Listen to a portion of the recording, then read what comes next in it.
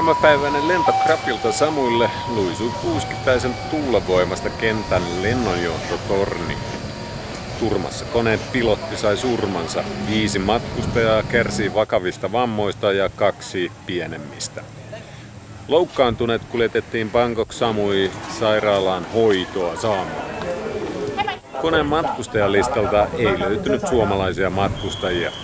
Samui on yksi suomalaisten suosikkikohteista, mutta koska lento tuli Krapilta, ei siinä sattunut olemaan. 40 koneen 68 matkustajasta vietiin paikalliseen luksushotelliin, jossa tarjolla on kriisipalvelua.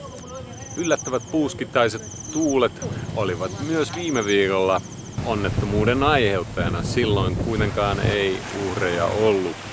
Donkki pääsi jatkamaan matkaa muutaman päivän korjausten jälkeen. Tämän raportin tuotti Pekka Kossila MTV3.